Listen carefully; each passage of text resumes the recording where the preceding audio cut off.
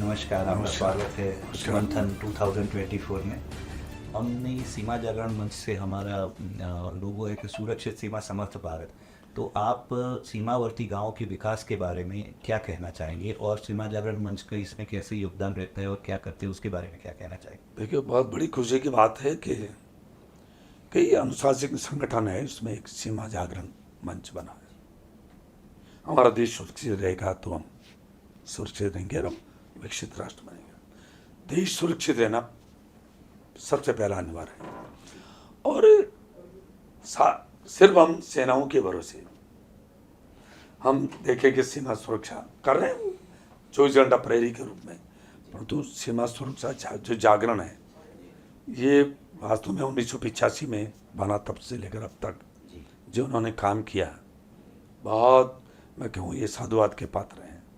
वास्तव में जन जागरण अभियान चलाया।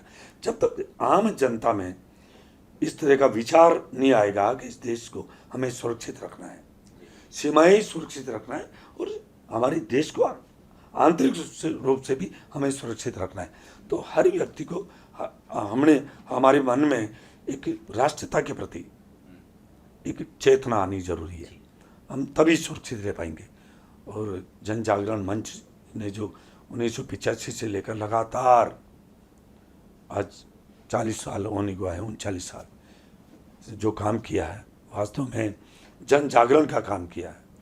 और ये सीमावर्ती आज जो क्षेत्र हैं और आज भी इस देश के ऊपर कई जो शक्तियाँ ऐसी है जो विदेशी, वो चाह रही है ये देश विकसित राष्ट्र नहीं बनना चाहिए, ये परमो वैभव कैसे पूछे। इसके लिए वो उनकी नज़रें बहुत बहुत इस तरह की है। मैं चाइना का उदाहरण लूँ तो कई चाहे पाकिस्तान हो, इस तरह की वो चाह रहे हैं कि ये देश में असुरक्षा की भावना पैदा हो और यहाँ इस देश में भी ऐसे व्यक्ति बैठे हैं, परंतु जन जागरण मंच जो है सीमावर्ती, जो उन जिलों में नहीं हर जगह पर उन्होंने एक अभियान चलाकर जो आम भारतीय के अंदर एक सीमावर्ती जो लोग हैं जो सुरक्षा का भाव खड़ा किया है। और सबसे बड़ी जरूरत है सीमावर्ती जो क्षेत्र है वहाँ आमूलचूल सुविधाओं का जो अभाव है उसको भी ठीक करने का काम किया। वहाँ विद्यालय हो, वहाँ सड़क अच्छी हो, वहाँ शिक्षा के अलावा चिकित्सा की व्यवस्था अच्छी हो, सब तरह की सुविधाएं।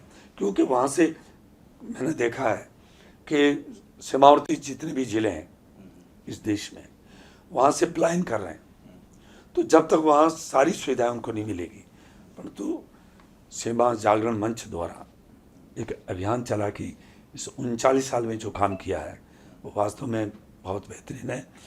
क्योंकि खाली हम सेना के भरोसे, सेना तो कर ही रही है, परंतु सीमा जागरण मंच ये बहुत, मैं कह रहा हूँ कि इतना काम इन्होंने किया है कि आज हम आम जन में भी ये भावना खड़ी हो गई है कि हमें भी हमारा भी दायित्व है, हमें भी इस देश को सुरक्षित रखना है, तो सीमाओं के ऊपर और हमें अच्छा काम करना होगा। वहाँ सड़कें अच्छी हो, सारी सुविधाएं हो, वहाँ शिक्षा के क्षेत्र में पढ़ाई के लिए अच्छा हो, चिकित्सा की व्यवस्थाएं वहाँ अच्छी हो, सारी जब सुविधाएं होगी वहाँ। और मैं तो कह रहा हूँ कि CSR के तहत वहाँ जितने भी जो बड़ी बड़ी कंपनियां हैं जो उनको भी वहाँ और ज़्यादा बेहतरीन काम करना चाहिए।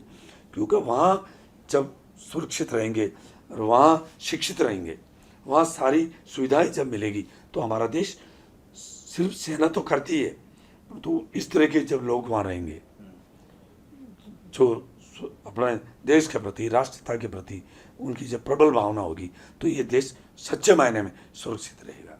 बहुत बहुत धन्यवाद। और एक आखिरी प्रश्न कि देश के युवाओं को आप क्या मैसेज देना चाहते हैं राष्ट्रपति के प्रति, राष्ट्रवाद के प्रति? देखिए, मुझे 2000 में यूरोप जाने का मुझे अवसर मिला। मैं गया, 1 महीने में रहा। मैंने देखा वास्तव में हमारे देश में हमारी संस्कृति महान है, इसमें कोई दो राय नहीं है, परंतु हमारे राष्ट्र के प्रति, राष्ट्रता के प्रति हमारी भावना प्रबल होनी चाहिए।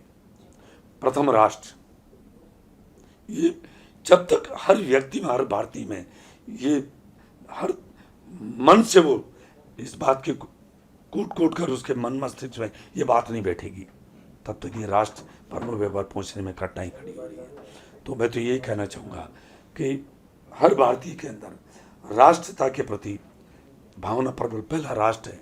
यदि राष्ट्र सुरक्षित है, यदि राष्ट्र ठीक है, तो हम सब ठीक हैं। और राष्ट्र में यदि कमजोरी आ जाएगी तो हम सब में कमजोरी आ जाएगी।